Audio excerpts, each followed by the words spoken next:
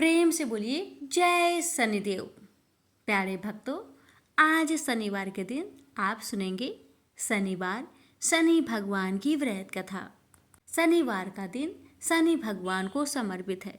जो भी भक्त श्रद्धा और भक्ति के साथ शनिवार के व्रत रखकर शनि भगवान की इस पावन कथा को सुनता है, उस भक्त पर शनि भगवान अपनी कृपा सदा सर्वदा बनाए रखते हैं और भक्तों को मनोवांछित फल प्रदान करते हैं। तो आइए भक्तों, रसपान करते हैं शनिवार शनि भगवान की व्रत कथा। जय शनिदेव। प्यारे भक्तों, पौराणिक प्रसंगों से ज्ञात होता है कि बाल्यकाल से ही भगवान शनिदेव श्री कृष्ण भगवान के प्रति अगाध श्रद्धा रखते थे। कथा प्रसिद्ध है कि भगवान श्री कृष्ण जब इस धरा पर प्रकट हुए तो उनके दर्शन हेतु सभी देवी देवता, नदियाँ, तीर्थ, वज्रधाम पधारे। शनि भी श्री कृष्ण के जन्म उत्सव पर नंदगांव पहुँचे। तो जब शनिदेव नंदगांव पहुँचे तब क्या होता है पता है? माता यशोदा को किसी देवता ने यह बात बता दी कि शनि तेरे पुत्र के दर्शन के लिए महल में आए हैं। उसका वर्ण श्याम है, विशाल नेत्र है, शुष्कोदर है तथा नीची दृष्टि किए हुए रहते हैं। इन लक्षणों के आधार पर माता यशोदा ने शनि जी को पहचान लिया तथा हाथ जोड़कर विनती की, हे शनिदेव, आपके नाम से लोग डरते हैं। आप यहाँ साक्षात मेरे महल में आ गए तो ब्रजवासी बहुत डरेंगे, इसलिए आप महल के बाहर रहकर श्री कृष्ण के दर्शन करें। माँ यशोदा के आदेश सुनकर शनिदेव महल के बाहर चले गए और बाहर जाकर रुदन प्रारंभ किया। भक्तों, शनिदेव के रुदन करते हुए देख भगवान श्री कृष्ण ने भी शनि जी को इशारा किया कि आप माता को तंग मत करिए। जहाँ से कुछ दूर ही कोकिल वन है, वहीं पर मेरी प्रतीक्षा कीजिए। वहीं पर बैठकर आप मेरी सारी लीलाओं को देख सकेंगे और मैं भी आपको वहीं आकर मिलता हूँ। भक्तों, जब सारा उत्सव संपन्न होने के बाद श्री कृष्ण भगवान कोकिल वन में पहुँचे तो देखा कि पीपल के एक पेड़ के नीचे शनिदेव खड़े उनका इंतजार कर रहे हैं। श्री कृष्ण शनिदेव को देख बहुत प्रसन्न हुए और कहने लगे, शनिदेव की भक्ति मेरे प्रति अनन्य है। आज मैं यह आशीर्वाद देता हूँ कि जो लोग मेरे दर्शन करने आएंगे उनकी सेवा तुम्हारे दर्शन बिना अधूरी रहेगी। अब तुम यही मेरे साथ निवास करो। कोकिल वन नंदगांव से कुछ किलोमीटर पहले वज्रधाम में कोसी से 5 किलोमीटर दूर तथा दिल्ली से वाराणसी जाने वाली रोड पर दिल्ली से कुछ किमी दूर मथुरा में लोग बड़ी संख्या में यहाँ प्रत्येक शनिवार को आते हैं, परिक्रमा करते हैं, दंडौती परिक्रमा भी करते हैं। परिक्रमा करने पर उन्हें शनि प्रदत्त पीड़ा से शांति मिल जाती है। यहाँ लोग छाया पात्र भी दान करते हैं। प्रेम से बोलिए जय शनिदेव। भक्तों, सूर्य पुत्र शनिदेव कर्म फल दाता है। शनिदेव लोगों को उनके कर्म के अनुसार ही फल देते हैं। शनिदेव महाराज का स्वभाव कठोर है और न्याय उनको अत्यधिक प्रिय है। बड़े बड़े देवों ने शनिदेव के आगे घुटने टेक दिए, लेकिन सतयुग में शनिदेव महाराज से टक्कर लेने वाला कोई न था। यह बात बिल्कुल सत्य है कि सतयुग में शनिदेव से किसी ने सीधी टक्कर ली।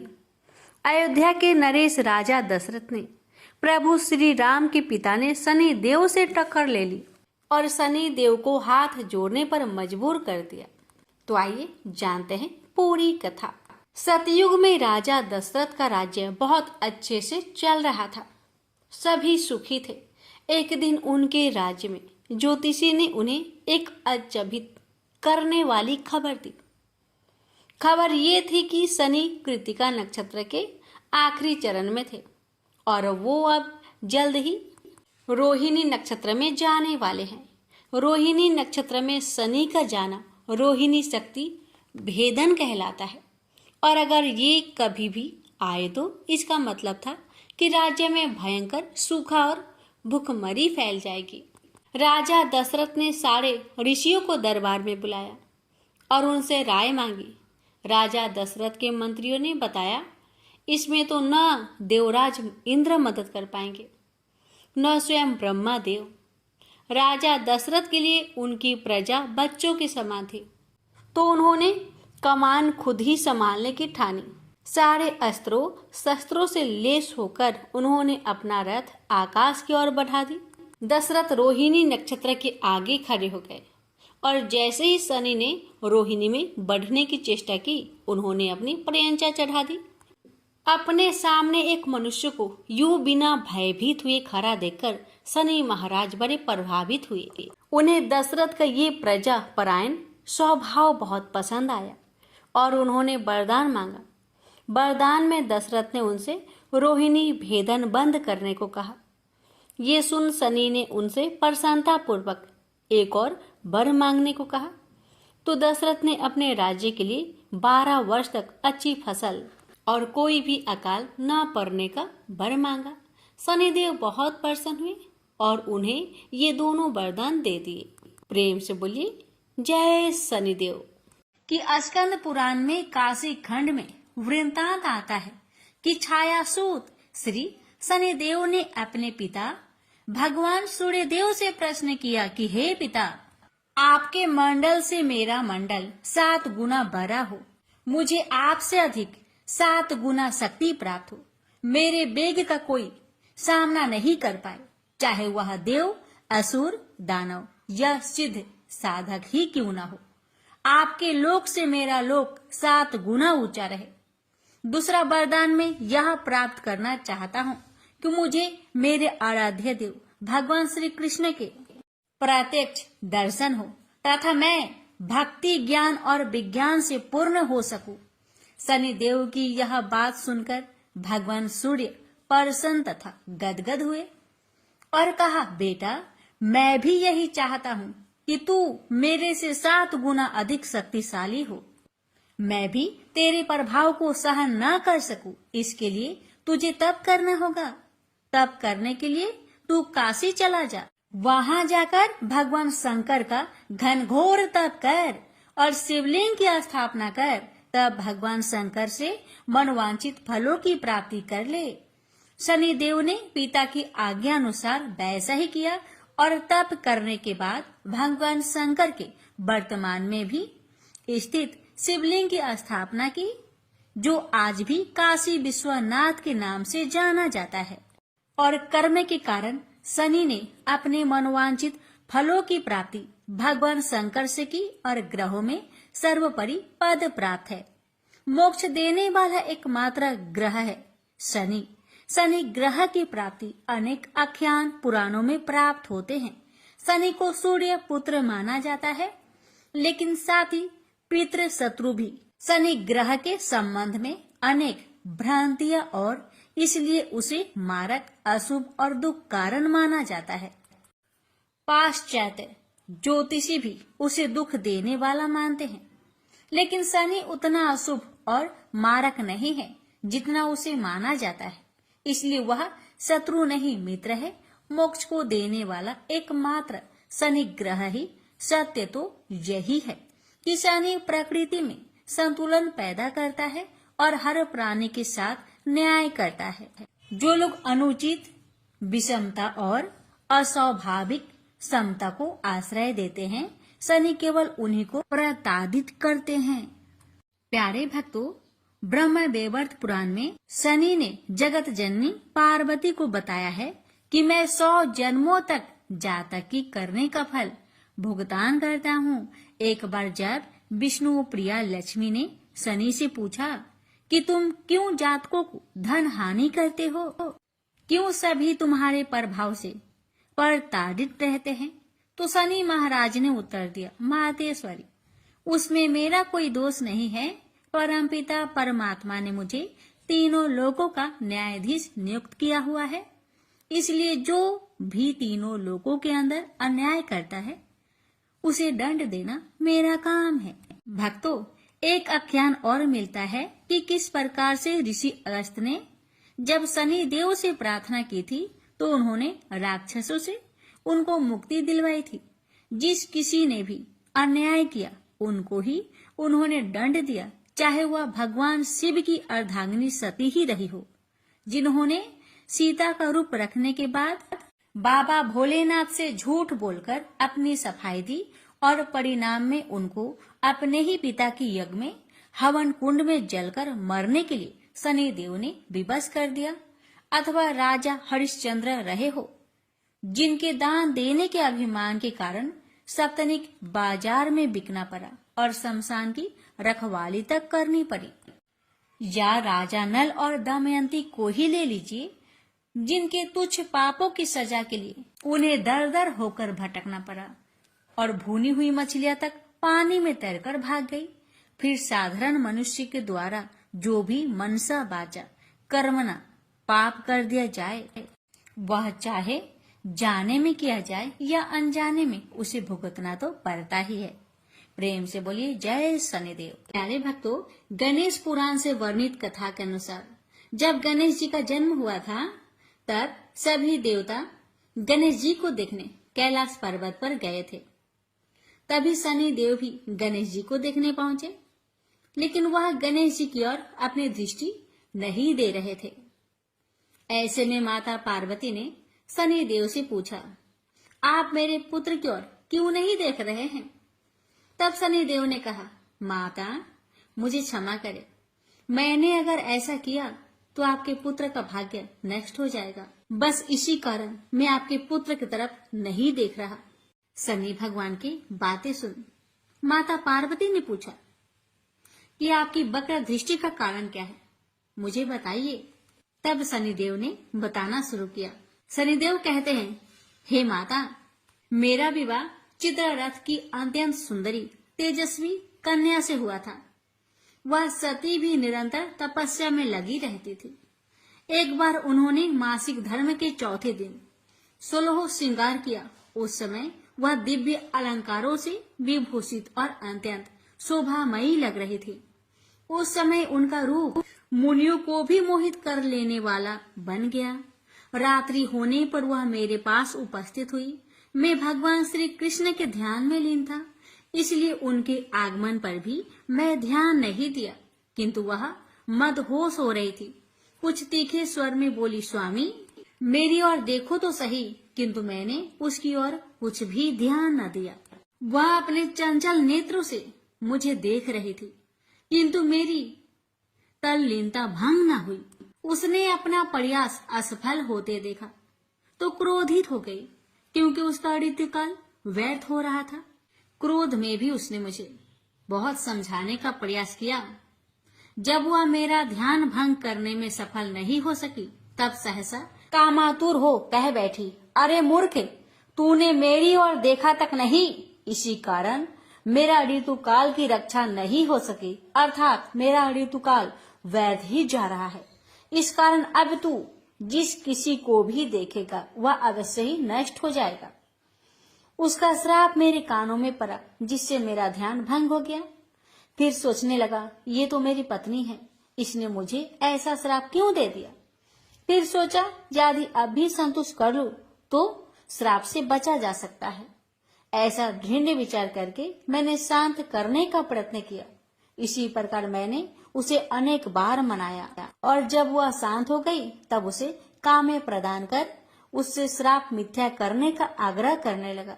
परंतु अब ऐसी कोई शक्ति न रह गई थी जो अपने श्राप को वह नष्ट कर सकती। श्राप देने के कारण उसका पतिव्रत धर्म असक्त हो गया था।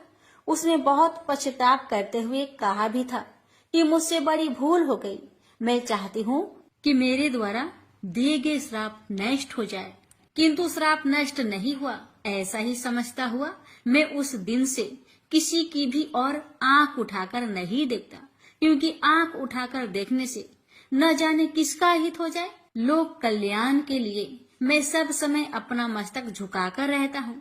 शनि को प्राप्त श्राप और उसके कारण सदैव मुख को नीचे किए रहने की बात सुनकर पार्वती जी हंस पड़ी।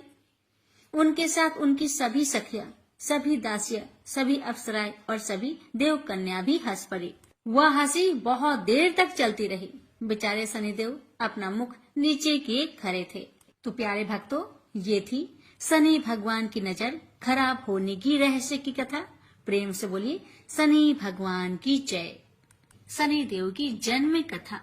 सूर्य देव की पत्नी संध्या से उनका ताप नहीं झेला जा रहा था और इसके कारण उन्होंने अपनी छाया का निर्माण किया और खुद तप करने चली गई।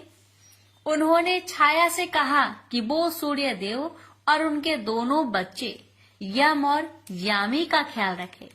छाया भी संध्या की आज्ञा मानने को हुई। कई वर्षों तक यही करती रही। हालांकि संध्या ने ये भी कहा था कि छाया को सूर्य देव से दूरी बनाकर रहनी होगी। जब संध्या की तपस्या खत्म हुई तब तक छाया को सूर्य देव से शनि देव की प्राप्ति हो चुकी थी। क्योंकि शनि देव छाया से जन्मे थे, इसलिए कुरूप थे। ऐसे में सूर्य देव ने खुद ही शनि देव और छाया का परित्याग कर दिया था। जब संध्या को इसके बारे में पता चला तो उन्होंने छाया पर बहुत क्रोध दिखाया। हालांकि संध्या ने छाया को सूर्य लोक से निकालने के लिए बहुत प्रयास किए और अंततः सूर्य देव को इसके बारे में पता चल ही गया। पत्नी के इस व्यवहार से सूर्य देव बहुत क्रोधित हुए और छाया शनि देव के साथ चली गई। छाया और शनि देव जिस वन में गए थे वहाँ एक कौवा उनके साथ रहता था। जब सूर्य देव को इसके बारे में पता चला तो उन्होंने छाया और शनि देव को मारने के लिए वन में आग लगा दी। छाया तो परछाई थी, इसलिए वो आसानी से आग से निकल गई। उस वक्त कौवे ने ही शनि देव को उस आग से निकाला था। यही कारण है कि कौवा उनका प्रिय वाहन बन गया। कथा को पूरा जरूर सुनिएगा और दूसरों के पास भी शेयर करें। दोस्तों, वैसे तो सूर्य पुत्र शनि देव के कई मंदिर भारत में स्थित है, लेकिन कुछ मंदिर ऐसे हैं जिनका अपना अलग महत्व है और इन मंदिरों के साथ कुछ धार्मिक कहानियां भी जुड़ी हुई है। ऐसा ही एक मंदिर है शनि सिंगनापुर। आज मैं इसी मंदिर से जुड़ी कथा आपको सुनाने जा रही हूँ। यह मंदिर महाराष्ट्र के अहमदनगर जिले के पास एक गांव सिंगनापुर में स्थित है, इसलिए इसे शनि सिंगनापुर मंदिर कहा जाता है। अहमदनगर से इस मंदिर की दूरी 35 किमी है। इस मंदिर की विशेषता यह है कि शनि महाराज की पाषाण काले रंग की मूर्ति बिना किसी छत्र या गुंबद के खुले आसमान में एक संगमरमर के चबूतरे पर विराजमान है। इस मूर्ति की ऊंचाई लगभग 5.9 फीट है और चौड़ाई करीब 1.6 फीट की है। शनि भगवान की मूर्ति के साथ में एक त्रिशूल लगा हुआ है जो शिव भगवान का प्रतीक है। एक नंदी की प्रतिमा जिसका मुख दक्षिण की तरफ है। शनि भगवान की प्रतिमा के सामने शिव जी और हनुमान जी की छोटी मूर्ति भी चबूतरे पर विराजमान है। इस मंदिर की विशेषता, यह मंदिर स्वयं एक जागृत देव स्थान कहलाता है। इसका तात्पर्य ये है, ऐसा माना जाता है शनि देव साक्षात इस मंदिर में निवास करते हैं। इस गांव में अगर कोई भी इंसान चोरी करता है तो शनि भगवान स्वयं उसे सजा देते हैं। यहाँ भगवान शनि देव जी की मूर्ति स्वयंभू है, अर्थात शनि देव की पाषाण प्रतिमा को किसी इंसान ने नहीं बनाया है। ये प्रतिमा स्वयं पृथ्वी के गर्भ से धरातल पर अवतरित हुई है। ये प्रतिमा कितनी पुरानी है और किसने इसको यहाँ स्थापित किया है, इस बारे में ऐसी कोई पुख्ता जानकारी नहीं है, लेकिन कई किंवदंतियां और पौराणिक कथाएं प्रचलित है। शनि देव न्याय के देवता माने जाते हैं। ऐसा माना जाता है शनि महाराज कर्मों के अनुसार सजा और फल देते हैं। अगर किसी के जीवन में बुरा समय चल रहा है तो यह कहा जाता है कि शनि की महादशा उस पर चल रही है। जिस भक्तों पर शनि की निगाह टेढ़ी है वो यहाँ इस मंदिर में आकर पूजा अर्चना कर शनि देव को मनाते हैं। देश विदेश से शनि भक्त यहाँ आते हैं। शनि अमावस्या और शनि जयंती का अपना एक विशेष महत्व है। इस दिन श्रद्धालुओं के लिए विशेष प्रबंध किए जाते हैं। श्रद्धालु भगवान शनि की प्रतिमा को पानी और तेल के साथ स्नान कराते हैं और फूल चढ़ाते हैं। मेले के दिन शनि भगवान की पालकी का आयोजन किया जाता है। इग्नापुर गांव के लोगों का मानना है इस गांव पर साक्षात शनि देव की कृपा है। इस गांव में किसी भी घर में दरवाजे नहीं हैं। यहाँ बाहर जाने आने वाले लोग भी अपने अपने वाहनों को बिना ताला चाबी लगाए खुला छोड़ निश्चित घूमते हैं। कीमती सामान हीरे जवाहरात सोना चांदी को भी तिजोरिया में नहीं रखा जाता है। और तो और यहाँ बैंकों और डाक खाने में भी गेट या दरवाजे नहीं है। गांव वाले का विश्वास है कि चोरी करने वाले को स्वयं शनिदेव सजा देते हैं। चोरी करने वाला चोरी करने के बाद इस गांव से बाहर नहीं जा पाता। उससे पहले ही उसके जीवन में संकट आने शुरू हो जाते हैं। कथा करीब 300 साल पहले गांव और आसपास के इलाके में भयंकर बारिश हुई और बाढ़ जैसा हालात हो गए। पास में ही नाश नाला नदी के किनारे पर एक अजीबोगरीब काले रंग का पाषाण पत्थर कहीं से आ गया। लोग उस पत्थर को देखकर हैरान थे। इससे कहानियां में बताते हैं कि एक गांव वाले ने उस पत्थर पर किसी नुकीले चीज से प्रहार किया तो उस पत्थर में से खून के रंग के जैसा कुछ निकलने लगा। ये देखकर वह डर गया और गांव में भाग आया। एक रात शनिदेव ने गायों के एक गरीब को सपने में बताया कि वो मेरी प्रतिमा है, उस मूर्ति को लाकर गांव में स्थापित करो। गडरिये ने स्वप्न की बात गांव वालों को बताई और गांव वाले प्रभु इच्छा मानकर उस पत्थर को लेने निकल पड़े, लेकिन उस पत्थर को वहां से हिला भी नहीं पाए। प्रभु शनिदेव ने गडरिये को दूसरे दिन फिर सपने में बताया कि कोई सगे मामा भांजा ही मेरी प्रतिमा को वहां से गांव में ला सकता है। गांव वाले ने जैसा शनिदेव जी ने कहा वैसा ही किया और शनि महाराज की प्रतिमा को गांव में एक खुले स्थान पर स्थापित कर दिया। मूर्ति स्थापित होने के बाद शनिदेव ने गांव वालों को स्वप्न दिया और कहा, इस गांव की रक्षा अब मैं करूंगा। जो भी इस गांव में चोरी और गलत काम करेंगे उसको सजा स्वयं मैं दूंगा। आप अपने घरों से किसी भी तरह की सुरक्षा हटा ले।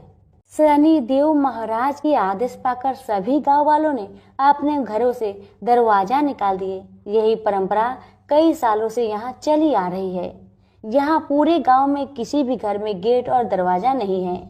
और तो और अपनी कीमती चीजें को भी गांव वाले तिजोरी में नहीं रखते। यहाँ एक यूसीओ बैंक की शाखा है, उसमें भी कोई गेट और सिक्योरिटी नहीं है। इस अद्भुत और अविश्वसनीय मान्यता के कारण ये जगह विश्व प्रसिद्ध है और लाखों की तादाद में भक्त रोज यहाँ दर्शन करने आते हैं। प्रेम से बोले शनि महाराज की जय। पार्वती जब भी अपने पति शिव के साथ दूसरे देवताओं के निवास स्थान पर जाती और वहाँ उनके सजे धजे सुंदर भवनों को देखती तो उन्हें बड़ी ही हीनता का बोध होता।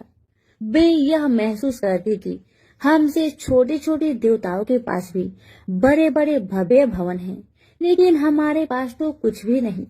कहने को मैं आदि देव शिव की पत्नी हूँ, लेकिन रहने के लिए मिली है कैलाश पर्वत की कंदराएं और पहनने के लिए बलकल।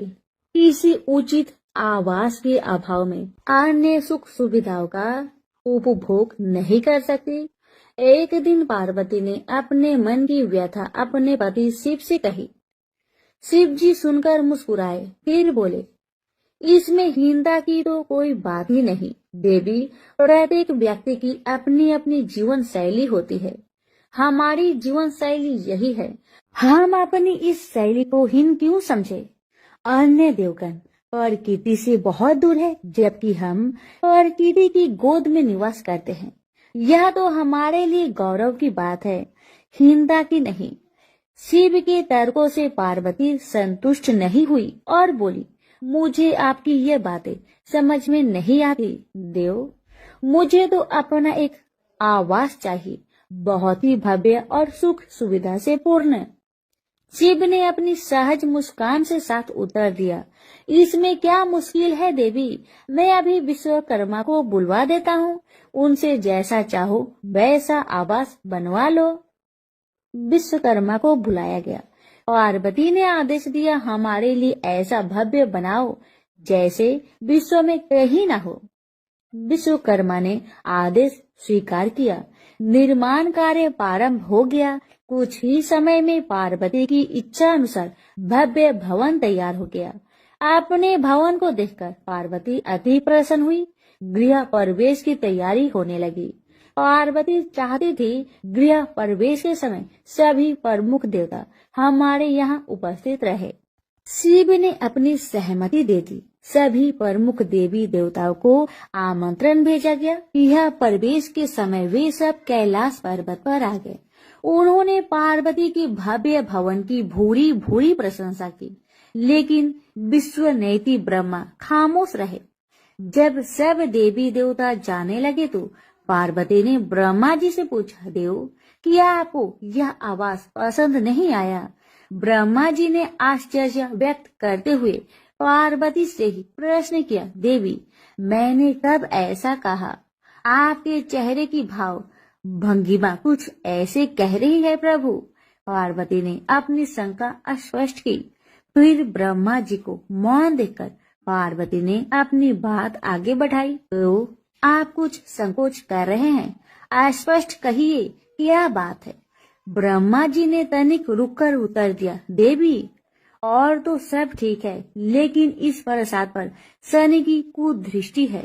इतना कहकर वे वहां से चले गए। पार्वती ने ब्रह्मा जी की बात शिव को बतलाई तो वे कुछ चिंता में पड़ गए। पार्वती ने पूछा, प्रभु, शनि की दृष्टि से क्या हो सकता है? यह प्रसाद जल सकता है? भगवान शिव ने उत्तर दिया, हाँ।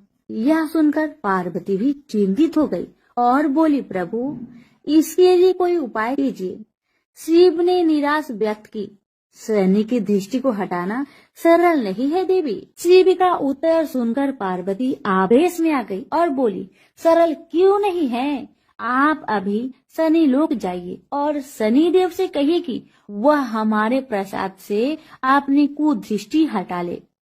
यदि वह मान जाए तो आप तत्काल उसे कोई वरदान दे दीजिएगा, और यदि न माने तो आप अपना डमरू जोर से बजा दीजिएगा। मैं स्वयं अपने प्रसाद को आग लगा दूंगी। यदि प्रसाद को जलना ही है तो यह मेरे हाथों से जलेगा, शनि की कुदृष्टि से नहीं। इसके बाद मैं शनि को श्राप दूंगी। पार्वती की इच्छा अनुसार शिव शनि लोग गए। वहां शनि देव ने उनकी अभ्यर्थना की और आदर के साथ आसन पर बैठाया। आसन ग्रहण करने के बाद शिव ने अपने आने का प्रयोजन बताया। देवी पार्वती ने जो प्रसाद बनवाया है उस पर तुम्हारी कुदृष्टि है, अतः वे चाहती है कि तुम उधर से अपनी कुदृष्टि हटा लो। शनि देव ने करवध होकर निवेदन किया, आप निश्चिंत रहे देव। माता पार्वती के प्रसाद पर कुदृष्टि डालने का मैं दुस्साहस नहीं कर सकता। शनि से आश्वासन पाकर शिव प्रसन्न हो गए। शनि, मैं तुमसे प्रसन्न हूँ, तुम जो चाहे वर मांग सकते हो, भोलेनाथ ने कहा। शनि ने विनम्र भाव से कहा, प्रभु, आपका दिया हुआ सब कुछ मेरे पास है, अब मैं और क्या मांगू? हाँ, एक इच्छा अवश्य है, वह है आपका तांडव नृत्य देखने की। बहुत दिन हो गए उसे देखे हुए, आप अपना नृत्य दिखला सके तो कृपा होगी। शनि का यह अनुरोध शिव को अच्छा लगा। उन्होंने तत्काल अपना डमरू उठा लिया और लगे नृत्य करने। भोले भंडारी ये भी भूल गए कि पार्वती ने डमरू की आवाज सुनकर अपने नवनिर्मित प्रसाद को जला देने की बात कही थी। बस डमरू बजा बजा कर नृत्य करते रहे। उधर पार्वती ने जब कैलाश पर डमरू की ध्वनि सुनी तो उन्होंने सोचा कि शनि ने अपने कुदृष्टि हटाना अस्वीकार कर दिया है, अतः वे बहुत दुखी हुई। उन्हें लगा कि यदि मैं तत्काल अपने नवनिर्मित आवास को आग लगा दूंगी तो वह शनि की कुदृष्टि से बच जाएगा। अतः उन्होंने स्वयं ही अपने प्रसाद में आग लगा दी। वह धू धू करके जल उठा और साथ को जलता देख पार्वती का शनि पर क्रोध धीरे धीरे बढ़ने लगा। अब वे उसे श्राप देने को तैयार हो गई, लेकिन उसी समय भगवान शिव वहां पहुंच गए। उन्होंने प्रसाद को जलते देखा तो वे आश्चर्यचकित रह गए। उनकी समझ में ही नहीं आया कि यह कैसे हो गया। फिर अचानक उन्हें सब कुछ स्मरण हो गया। अपनी भूल का उन्हें एहसास हुआ। उन्होंने पार्वती को सब कुछ सुनाया। सच्चाई जानकर पार्वती को भी अपनी जल्दबाजी पर दुख हुआ। अब शनि को श्राप देने का कोई अर्थ नहीं था। प्रत्यक्ष उसका कहीं कोई अपराध नहीं था। फिर भी पार्वती और शिव को यह लग रहा था कि यह सब हुआ शनि की कुदृष्टि से ही, लेकिन स्थिति को देखते हुए वे दोषी नहीं ठहरा सकते। प्रेम से बोलिए शनि महाराज की जय। उमापति शंकर भगवान की जय। पिपलाद ऋषि का नाम आप सभी ने सुना होगा। वह महर्षि दधीचि के पुत्र थे। महर्षि दधीचि जिन्होंने अपनी हड्डियों का दान कर दी थी, जिससे इंद्र का वज्र बनाकर और वृत्तासुर का संहार संभव हो पाया था। यह घटना ब्रह्म पुराण की है।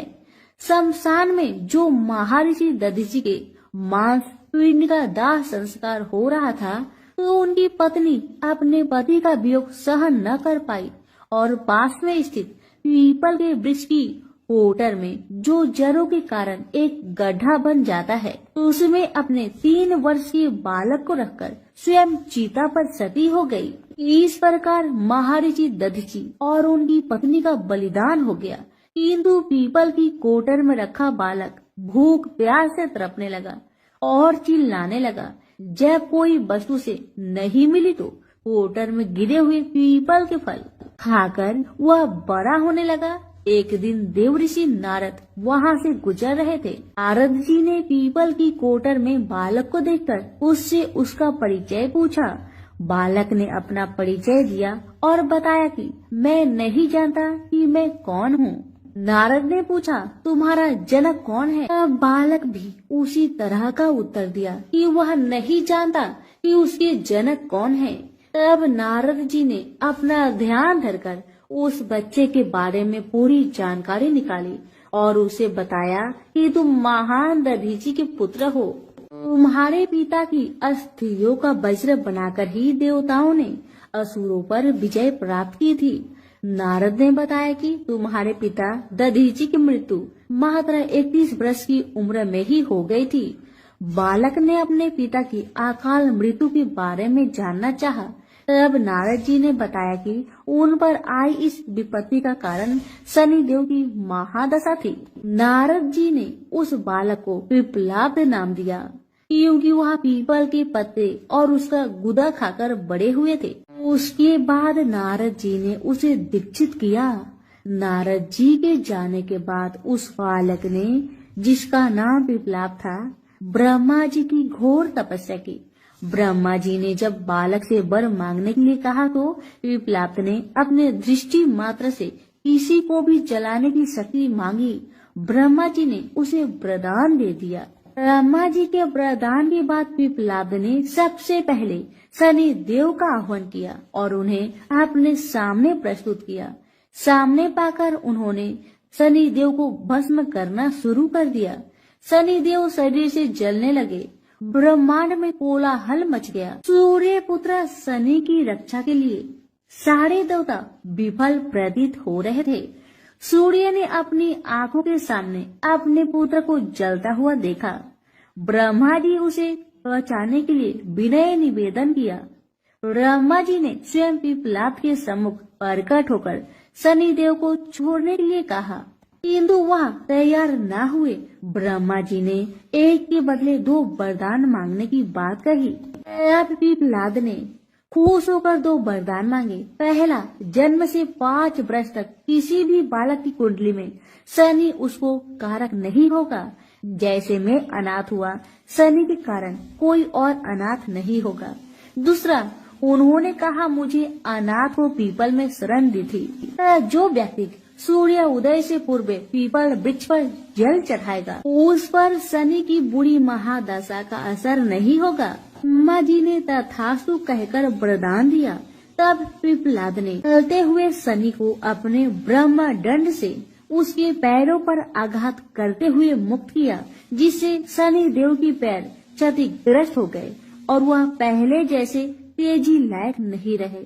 आता तभी से शनि को शनिचराय, जिसे हम आम भाषा में शनिचर कहते हैं, कहा जाता है कि रतिया शनिचरा जो धीरे धीरे चलता है, वह शनिचराय आग से जलने के कारण शनि की काया काली पड़ गई। आप अक्सर किसी भी पीपल के पेड़ के नीचे शनि की काली मूर्ति जरूर देखते होंगे। उसके पीछे यही पौराणिक कारण है। जब शनि की महादशा या साढ़े साथी चलती है जो आपके लिए अच्छी नहीं है, तो ज्ञानी जनों के पास बहुत सारे उपाय होते हैं, परंतु आम जनों को करने का एक साधारण सा उपाय मैं आपको बताती हूँ, जिसका लाभ 100% मिलता है। आपको सुबह उठना है, सूर्य उदय से पूर्व नहा धोकर पीपल के वृक्ष को जल देना है, उसके साथ चक्कर लगाने हैं और 7 चक्कर लगाने के बाद इस मंत्र को हिंदी में बोलना है। आपको कहना है कि जिस तरह से आपने पिप्पलाद ऋषि की रक्षा की थी, ठीक उसी तरह मेरी भी रक्षा करें, और आप पाएंगे कि कुछ ही दिनों में आपकी जिंदगी में शनि के बुरे प्रभाव कम होते जा रहे हैं। प्रेम से बोलिए शनि भगवान की जय, पिप्पलाद ऋषि की जय। पुराणों में शनि देव के जन्म की कई कथाएं मौजूद है, जिससे सबसे अधिक प्रचलित कथा स्कंद पुराण के काशी खंड में मौजूद है। कथा के अनुसार सूर्य देव का विवाह राजा दक्ष की पुत्री संज्ञा के साथ हुआ था। सूर्य देव और संज्ञा को 3 पुत्र वैश्वतमन, यमराज और यमुना का जन्म हुआ। सूर्य देव का तेज काफी अधिक था, जिसे लेकर संज्ञा काफी परेशान रहती थी। वे सूर्य देव की अग्नि को कम करने का उपाय सोचती रहती थी। सोचते सोचते उन्हें एक उपाय सूझा और उन्होंने अपनी एक हम शकल बनाई, जिसका नाम उन्होंने स्वर्णा रखा। स्वर्णा के कंधों पर अपने 3 बच्चों की जिम्मेदारी डालकर संज्ञा जंगल में कठिन तपस्या के लिए चली गई। संज्ञा की छाया होने के कारण सूर्य देव को कभी स्वर्णा पर शक नहीं हुआ और स्वर्णा एक छाया होने के कारण उसे भी सूर्य देव की तेज से कोई परेशानी नहीं हुई। उधर संज्ञा तपस्या में लीन थी, वही सूर्य देव और स्वर्णा से 3 बच्चे मनु, शनिदेव और भद्रा का जन्म हुआ। हिंदू धर्म में यह कथा काफी प्रचलित है। कहा जाता है एक बार भगवान सूर्य देव पत्नी स्वर्णा से मिलने आए। सूर्य देव के तप और तेज के आगे शनिदेव महाराज की आंखें बंद हो गई और वे उन्हें देख नहीं पाए। वही शनिदेव की वर्ण को देख भगवान सूर्य ने पत्नी स्वर्णा पर शक करते हुए कहा कि ये मेरा पुत्र नहीं हो सकता। ये बात सुनते ही शनिदेव के मन में सूर्य देव के लिए शत्रु भाव पैदा हो गए, जिसके बाद उन्होंने भगवान शिव की कठिन तपस्या करनी शुरू कर दी। शनिदेव की कठिन तपस्या के बाद भगवान शिव प्रसन्न हुए और उन्हें वरदान मांगने को कहा। इस बात पर शनिदेव ने शिव जी से कहा कि सूर्य देव मेरी माँ का अनादर और प्रताड़ित करते हैं, जिस वजह से उनकी माता को हमेशा अपमानित होना पड़ता है। उन्होंने सूर्य देव से ज्यादा शक्तिशाली और पूजनीय होने का वरदान मांगा। शनिदेव की इस मांग पर उन्होंने शनिदेव को 9 ग्रहों का स्वामी होने का वरदान दिया। उन्हें सबसे श्रेष्ठ स्थान की प्राप्ति हुई। इतना ही नहीं, उन्हें ये भी वरदान दिया गया कि सिर्फ मानव जातक का ही नहीं, बल्कि देवता, असुर, गंधर्व, नाग और जगत के सभी प्राणी उनसे भयभीत रहेंगे। प्रेम से बोलिए शनि महाराज की जय हो। एक ब्राह्मण को सपने में नीली घोड़ी पर नीले कपड़े पहने एक आदमी दिखाई देता है और कहता है, हे ब्राह्मण देवता, मैं तेरे लगूंगा। ब्राह्मण घबरा कर उठ गया। अगले दिन यही सपना उसे फिर आता है। यह सपना उसे रोज आने लगा। वह परेशान हो गया और चिंता के मारे दुबला होने लगा। उसकी पत्नी ने कारण पूछा तो उसने सपने के बारे में बताया। ब्राह्मणी बोली, वे अवश्य ही शनि महाराज होंगे। अब की बार देखे तो कहना लग जाओ, पर सवा पहर से ज्यादा मत लगना। उस दिन सपना आने पर ब्राह्मण ने कहा, लग जाओ, पर कितने समय के लिए लगोगे? शनि जी बोले, 7.5 वर्ष का लगूंगा। ब्राह्मण ने कहा, क्षमा करे शनि जी, इतना भारी तो मुझसे झेला नहीं जाएगा। तब शनि जी बोले, तो 5 वर्ष का लग जाऊंगा। ब्राह्मण बोला, यह भी मेरे लिए ज्यादा है। शनि जी बोले, 2.5 साल का लग जाओ। ब्राह्मण ने मना किया तो शनि जी कहने लगे, सवा पहर का तो लगूंगा ही, इतना तो कोढ़ी कलंगी भिखारी के भी लग जाता हूँ। तब ब्राह्मण ने कहा, ठीक है। ब्राह्मण को सवा पहर की शनि की दशा लग गई। ब्राह्मण ने नींद से जाकर ब्राह्मणी से कहा, मेरी सवा पहर शनि की दशा लग गई है, इसलिए मैं जंगल में जाकर यह समय बिताऊंगा। मेरे लिए खाने पीने का सामान बांध दे। मेरे पीछे से किसी से लड़ाई झगड़ा ना हो, इसका ध्यान रखना। ज्यादातर घर में ही रहना, बच्चों का भी ध्यान रखना। इस सवा पहर के समय में कोई गाली भी दे तो चुपचाप सुन लेना, बहस मत करना। यह सब समझाकर ब्राह्मण जंगल में चला गया। जंगल में ब्राह्मण एक पीपल के पेड़ के नीचे बैठ गया और हनुमान जी का पाठ करने लगा। एक पहर बीत गया। ब्राह्मण ने सोचा बाकी बचा समय रास्ते में बीत जाएगा, इसलिए वहां से चल दिया। रास्ते में एक बाड़ी में मतीरे लगे देखे।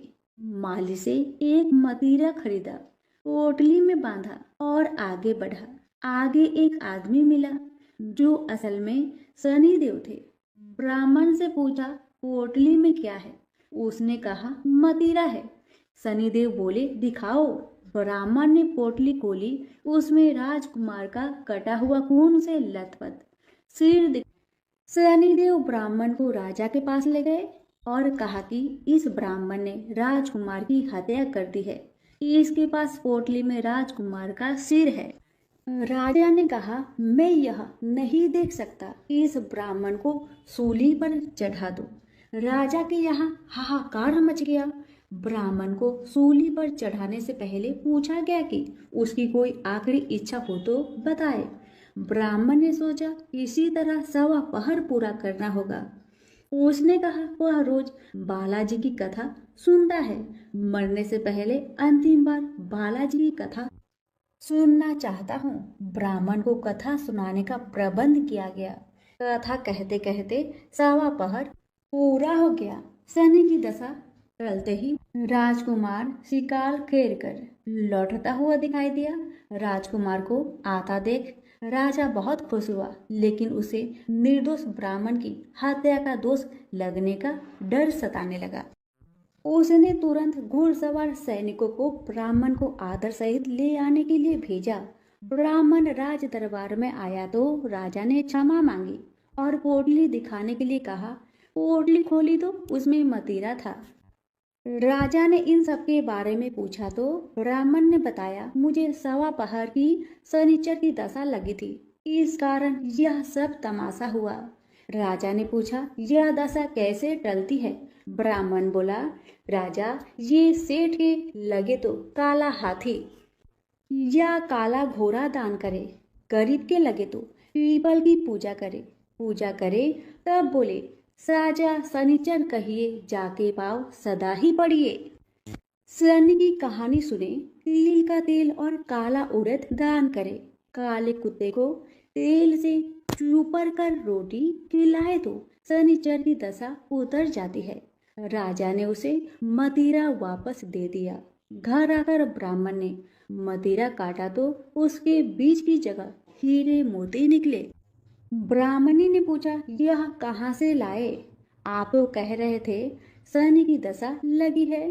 ब्राह्मण ने कहा, जब दशा लगी थी तो यही मदिरा राजकुमार का सिर बन गया था। उतरती दशा के शनि जी निहाल कर गए, हे शनि देवता, जैसे ब्राह्मण के शनि की दशा लगी वैसे किसी के न लगे। निहाल सबको करे, प्रेम से बोलिए शनि महाराज की जय हो। एक समय स्वर्ग लोक में सबसे बड़ा कौन, ये प्रश्न पर 9 ग्रह में वाद विवाद हो गया। विवाद इतना बढ़ा कि परस्पर भयंकर युद्ध की स्थिति बन गई। निर्णय के लिए सभी देवता देवराज इंद्र के पास पहुँचे और बोले, हे देवराज, आपको निर्णय करना होगा कि हम में से सबसे बड़ा कौन है। देवताओं का प्रश्न सुनकर देवराज इंद्र उलझन में पड़ गए। इंद्र बोले, मैं इस प्रश्न का उत्तर देने में असमर्थ हूँ। हम सभी पृथ्वी लोक में उज्जैनी नगरी में राजा विक्रम आदित्य के पास चलते हैं। देवराज इंद्र सहित सभी ग्रह उज्जैनी नगरी पहुँचे। महल में पहुंचकर जब देवताओं ने उनसे अपना प्रश्न पूछा तो राजा विक्रमादित्य भी कुछ देर के लिए परेशान हो उठे, क्योंकि सभी देवता अपनी अपनी शक्तियों के कारण महान थे। किसी को भी छोटा या बड़ा कह देने से उनके क्रोध की प्रकोप से भयंकर हानि पहुंच सकती थी। अचानक राजा विक्रमादित्य को एक उपाय सूझा और उन्होंने विभिन्न धातुओं स्वर्ण, रजत, कांसा, तांबा, सीसा, रांगा, जस्ता, अबरक व लोहे के 9 आसन बनवाए। धातुओं के गुणों के अनुसार सभी आसनों को एक दूसरे के पीछे रखवाकर उन्होंने देवताओं को अपने अपने सिंहासन पर बैठने को कहा। देवताओं के बैठने के बाद राजा विक्रमादित्य ने कहा, आपका निर्णय तो स्वयं हो गया। जो सबसे पहले सिंहासन पर विराजमान है वही सबसे बड़ा है। राजा विक्रमादित्य के निर्णय को सुनकर शनि देवता ने सबसे पीछे आसन पर बैठने के कारण अपने को छोटा जानकर क्रोधित होकर कहा, राजा विक्रमादित्य, तुमने मुझे सबसे पीछे बैठाकर मेरा अपमान किया है। तुम मेरी शक्तियाँ से परिचित नहीं हो, मैं तुम्हारा सर्वनाश कर दूंगा। शनि देव ने कहा, सूर्य एक राशि पर 1 महीने, चंद्रमा 2.25 दिन, मंगल 1.5 महीने, बुध और शुक्र 1 महीने, बृहस्पति 13 महीने रहते हैं। लेकिन मैं किसी राशि पर 7.5 वर्ष 7.5 तक रहता हूँ। बड़े बड़े देवताओं को मैंने अपने प्रकोप से पीड़ित किया है। राम को 7.5 के कारण ही वन में जाकर रहना पड़ा और रावण को 7.5 के कारण ही युद्ध में मृत्यु का शिकार बनना पड़ा। राजा, अब तू भी मेरे प्रकोप से नहीं बच सकेगा। इसके बाद अन्य ग्रहों के देवता तो प्रसन्नता के साथ चले गए, परंतु शनिदेव बड़े क्रोध के साथ वहां से विदा हुए। राजा विक्रमादित्य पहले की तरह ही न्याय करते रहे। उनके राज्य में सभी स्त्री पुरुष बहुत आनंद से जीवन यापन कर रहे थे। शनिदेव अपना अपमान नहीं भूले। एक दिन राजा की परीक्षा लेने शनिदेव घोड़े के व्यापारी के रूप में राज्य पहुँचे। जब राजा विक्रम आदित्य को इस बात का पता चला तो उन्होंने अपने अश्वपाल को कुछ घोड़े खरीदने के लिए भेजा। घोड़े बहुत कीमती थे। अश्वपाल ने जब वापस लौटकर इस संबंध में बताया तो राजा विक्रम आदित्य ने स्वयं आकर एक सुंदर व शक्तिशाली घोड़े को पसंद किया।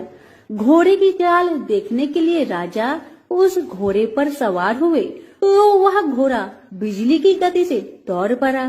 तेजी से दौड़ता घोड़ा राजा को दूर एक जंगल में ले गया और फिर राजा को वहां गिराकर जंगल में कहीं गायब हो गया। राजा अपने नगर को लौटने के लिए जंगल में भटकने लगा। लेकिन उन्हें लौटने का कोई रास्ता नहीं मिला। राजा को भूख प्यास लगाई। बहुत घूमने पर उसे एक चरवाहा मिला।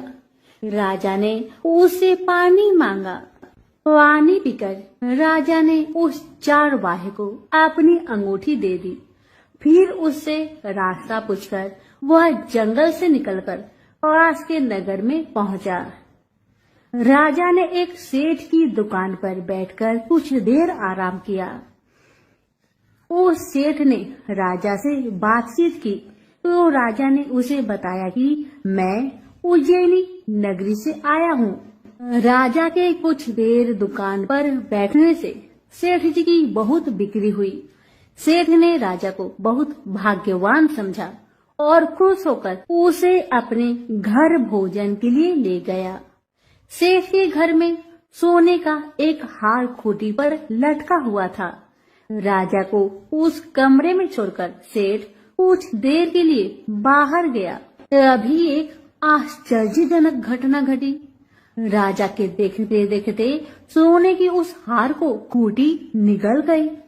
सेठ ने कमरे में लौटकर हार को गायब देखा तो चोरी का संदेह राजा पर ही किया, क्योंकि उस कमरे में राजा ही अकेला बैठा था। सेठ ने अपने नौकरों से कहा कि इस परदेसी को रस्सियों से बांधकर नगर के राजा के पास ले चलो। राजा ने विक्रमादित्य से हार के बारे में पूछा तो उसने बताया कि उसके देखते ही देखते खूंटी ने हार को निगल लिया था। इस पर राजा ने क्रोधित होकर चोरी करने के अपराध में विक्रमादित्य के हाथ पांव काटने का आदेश दे दिया। राजा विक्रमादित्य के हाथ पांव काटकर उसे नगर की सड़क पर छोड़ दिया गया। कुछ दिन बाद एक तेली उसे उठाकर अपने घर ले गया और उसे अपने कोल्हू पर बैठा दिया। राजा आवाज देकर बैलों को हाँकता रहता। इस तरह तेली का बैल चलता रहा और राजा को भोजन मिलता रहा। शनि के प्रकोप की 7.5 पूरी होने पर वर्षा ऋतु प्रारंभ हुई। राजा विक्रमादित्य एक रात मेघ मल्हार गा रहा था कि तभी नगर के राजा की लड़की राजकुमारी मोहिनी रथ पर सवार उस तेली के घर के पास से गुजरी। उसने मेघ मल्हार सुना तो उसे बहुत अच्छा लगा और दासी को भेजकर गाने वाले को बुला लाने को कहा। दासी ने लौटकर राजकुमारी को अपंग राजा के बारे में सब कुछ बता दिया। राजकुमारी उसके मेघ मल्हार से बहुत मोहित हुई, अतः उसने सब कुछ जानकर भी अपंग राजा से विवाह करने का निश्चय कर लिया। राजकुमारी ने अपने माता पिता से जब यह बात कही तो वह हैरान रह गए। रानी ने मोहिनी को समझाया, बेटी तेरे भाग्य में तो किसी राजा की रानी होना लिखा है, फिर तू उस अपंग से विवाह करके अपने पांव पर कुल्हाड़ी क्यों मार रही हो। राजकुमारी ने अपनी जिद नहीं छोड़ी। अपनी जिद पूरी कराने के लिए उसने भोजन करना छोड़ दिया और प्राण त्याग देने का निश्चय कर लिया। आखिर राजा रानी को बेबस होकर अपंग विक्रमादित्य से राजकुमारी का विवाह करना पड़ा। विवाह के बाद राजा विक्रमादित्य और राजकुमारी तेली के घर में रहने लगे। उसी रात स्वप्न में शनि देव ने राजा से कहा, राजा तुमने मेरा प्रकोप देख लिया। मैंने तुम्हें अपने अपमान का दंड दिया है। राजा ने शनि देव से क्षमा करने को कहा और प्रार्थना की, हे शनि देव, आपने जितना दुख मुझे दिया है अन्य किसी को न देना। शनि देव ने कुछ सोचकर कहा, राजा मैं तुम्हारी प्रार्थना स्वीकार करता हूँ। जो कोई स्त्री पुरुष मेरी पूजा करेगा शनिवार को व्रत करके मेरी व्रत कथा सुनेगा, उस पर मेरी अनुकंपा बनी रहेगी। प्रातःकाल राजा विक्रमादित्य की नींद खुली तो अपने हाथ पांव देखकर राजा को बहुत खुशी हुई। उसने मन ही मन शनि देव को प्रणाम किया। राजकुमारी भी राजा के हाथ पांव सही सलामत देखकर आश्चर्य में डूब गई। तब राजा विक्रमादित्य ने अपना परिचय देते हुए शनिदेव के प्रकोप की सारी कहानी सुनाई। सेठ को जब इस बात का पता चला तो दौड़ता हुआ तेली के घर पहुंचा और राजा के चरणों में गिरकर क्षमा मांगने लगा। राजा ने उसे क्षमा कर दिया, क्योंकि यह सब तो शनिदेव का प्रकोप के कारण ही हुआ था। सेठ राजा को अपने घर ले गया और उसे भोजन कराया। भोजन करते समय वहाँ एक आश्चर्यजनक घटना घटी। सबके देखते देखते उस खूंटी ने हार उगल दिया। सेठ जी ने अपनी बेटी का विवाह भी राजा के साथ कर दिया और बहुत से स्वर्ण आभूषण, धन आदि देकर राजा को विदा किया। राजा विक्रमादित्य राजकुमारी मोहिनी और सेठ की बेटी के साथ उज्जैनी पहुँचे तो नगर वासियों ने हर्ष से उनका स्वागत किया। अगले दिन राजा विक्रमादित्य ने पूरे राज्य में घोषणा कराई कि शनिदेव सब देवों में सर्वश्रेष्ठ है। प्रत्येक स्त्री पुरुष शनिवार को उनका व्रत करे और व्रत कथा अवश्य सुने। राजा विक्रमादित्य की घोषणा से शनिदेव बहुत प्रसन्न हुए। शनिवार का व्रत करने और व्रत कथा सुनने के कारण सभी लोग की मनोकामनाएं शनिदेव की अनुकंपा से पूरी होने लगी। सभी लोग आनंद पूर्वक रहने लगे। तो प्रेम से बोलिए शनि भगवान की जय हो।